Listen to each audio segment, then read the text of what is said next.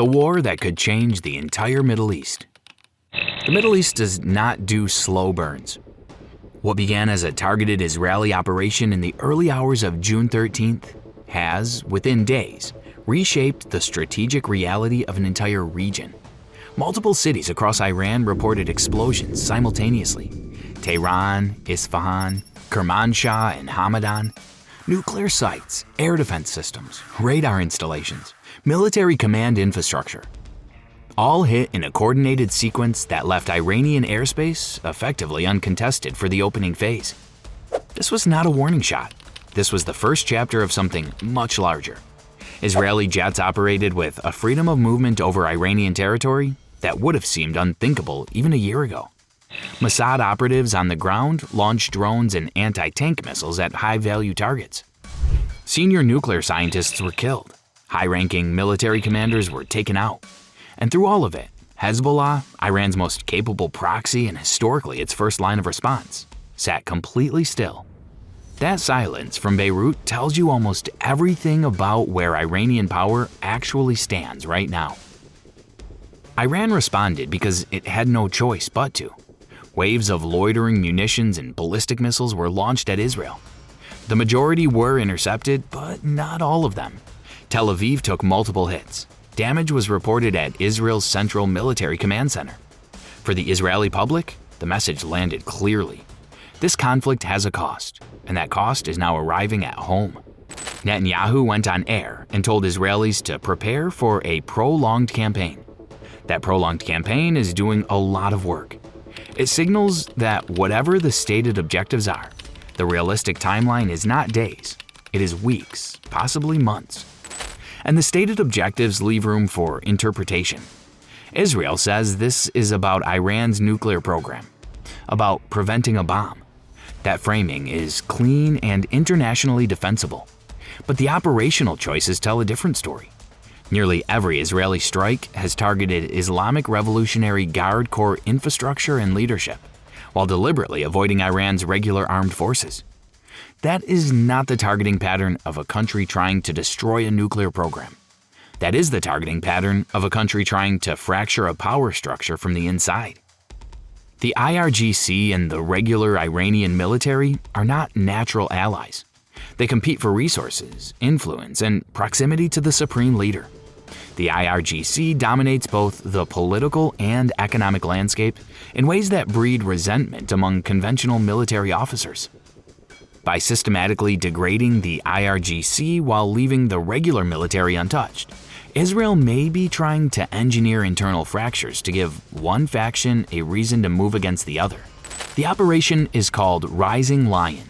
That name is almost certainly not an accident. The lion was the symbol of Iran before the 1979 revolution. The choice of that name signals something beyond tactical objectives. Whether that gamble produces results or simply produces more chaos is a question nobody can yet answer. Meanwhile, in Tehran, the strategic calculus is just as complicated and just as dangerous.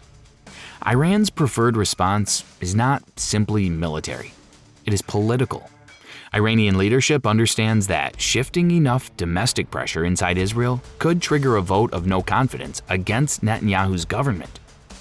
That would be, from Tehran's perspective, a more durable victory than any single missile strike. A political collapse in Jerusalem that Iran could point to as the result of Israeli overreach. To achieve that, Iran needs to sustain enough damage on Israeli infrastructure and military targets day after day to make the Israeli public question whether the campaign is worth it, without hitting civilian areas in ways that would collapse international sympathy and invite direct American intervention. That is an extremely narrow corridor to operate in, and it gets narrower every day the conflict continues. Because here's the core tension Iran cannot escape. Weak retaliation hands Israel a clean victory and destroys Iranian deterrence across the region. Strong retaliation risks pulling the United States directly into the fight. And America entering this conflict as a combatant is the scenario Tehran most needs to avoid. The proxy network that Iran spent decades building to avoid exactly this kind of direct confrontation is not what it was.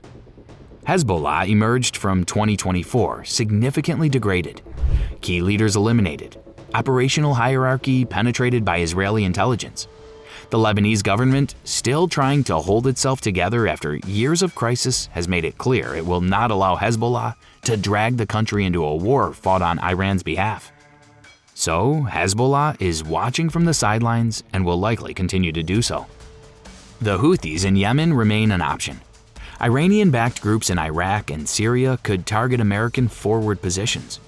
These movements would inflict pain and signal resolve, but they carry an enormous risk. Any direct strike on American military assets invites a response that goes far beyond what Israel has done so far. The January 2020 assassination of Qasem Soleimani was a demonstration of what American retaliation looks like when it decides to be direct. Tehran has not forgotten. There is another pressure point Iran could activate, and it runs through the Gulf. A coordinated campaign targeting oil infrastructure in Saudi Arabia or the UAE, combined with disruption in the Strait of Hormuz, would send oil prices into immediate and severe spike territory. Gulf leaders who have staked enormous investments and political relationships on American stability would face intense pressure to push Washington toward reining Israel in. Iran used a version of this playbook in 2019, hitting Saudi Aramco facilities in an attack that briefly rattled global energy markets. But that option also burns bridges Iran has spent years carefully rebuilding with Gulf states. Every path of retaliation carries a price that extends beyond the immediate exchange. The option nobody wants to say out loud, but everyone is now calculating, is nuclear signaling. Iran could conduct a nuclear test, not necessarily a deployed weapon, a demonstration, a message that the threshold has been reached and the calculations for everyone involved need to be revised immediately. Such a move would trigger international sanctions, diplomatic isolation, and near-certain military escalation. But if Iranian leadership concludes that the regime's survival is genuinely in question, the cost-benefit calculation changes entirely. Short of an actual test, Tehran has other ways to signal nuclear intent without crossing the final line. Iranian officials have repeatedly stated they would withdraw from the Non-Proliferation Treaty if their nuclear program faced military attack. That moment is no longer hypothetical. It is the policy question sitting on the Supreme Leader's desk right now. What happens in the next 2 to 3 weeks matters enormously, not just for Israel and Iran, but for the entire architecture of deterrence in the region. Israel's interceptor stockpiles are not unlimited. Iran has an estimated 3,000 ballistic missiles. Not all can reach Israeli territory, but enough can that a sustained campaign of attrition, wave after wave, forcing interceptions, watching for gaps, could eventually produce results that change the political situation inside Israel. Iran's drones are easier to shoot down, but they are plentiful and cheap. Ballistic missiles are far harder to intercept, but far harder to replace. So both sides are running the same calculation. Who runs out of capacity first, and what does the other side do when they realize it? Every strike that lands makes the off-ramp harder to reach. Every counterstrike narrows the window in which diplomacy becomes possible again. The parties that want de-escalation, and there are several, including Gulf states with enormous economic exposure, and a U.S. administration that entered this without asking to, are working against a clock that gets shorter with every exchange. Precision strikes are sold to the public as surgical, controllable, limited. But wars have a way of outrunning the strategies that started them.